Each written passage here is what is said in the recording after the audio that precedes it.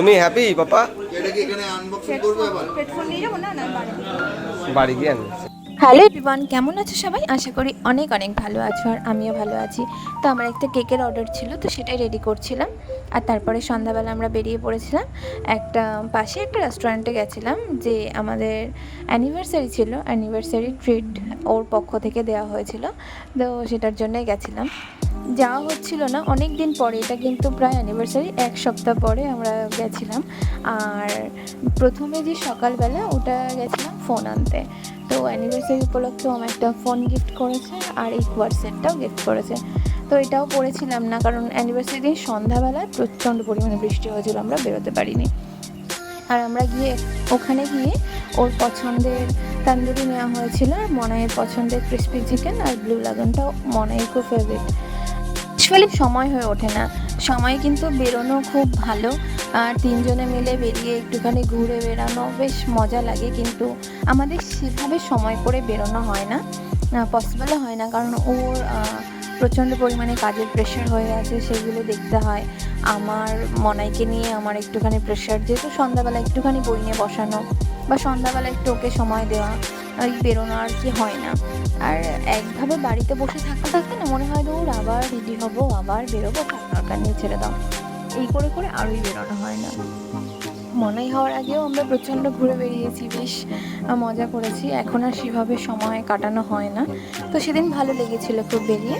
আর মাকে বলেছিলাম যে আমরা রাতে কিছু খাবো না, বাইরে থেকে খাবার খেয়ে আসবো, আর কিছু খাবার নিয়েও আসবো। আর এখানে যেহেতু হালকা স্ন্যাক্স করেছিলাম, তখনও আমাকে বলছিল, বিরিয়ানি অফার করেছিল যে বিরিয়ানি খাও, তুমি পছন্দ করো। তো আর সত্যি কথা বলতে পেটে একদম জায়গা নেই যে আমি তখন বিরিয়ানি খাবো, যেন আমি বললাম যে চলো বাইরে বেরোই, কোথাও থেকে একটা বিরিয়ানি নিয়ে একটুখানি ঘুরে বিরিয়ানি নিয়ে যাবো। আসলে আমার ইচ্ছা ছিল আমি ওকে একটুখানি কিছু গিফট করব, যে একটু প্যান্ট জামা কিছু কিনে দেবো।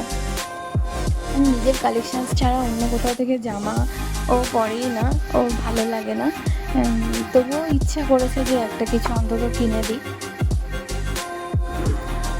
তো রাস্তাঘাট কিন্তু একদম ফাঁকা ফাঁকা ছিল, আর যেহেতু অনেকটা রাতও হয়ে গেছিলো, ও দোকান বন্ধ করেছে, তারপরে আমরা বেরিয়েছি।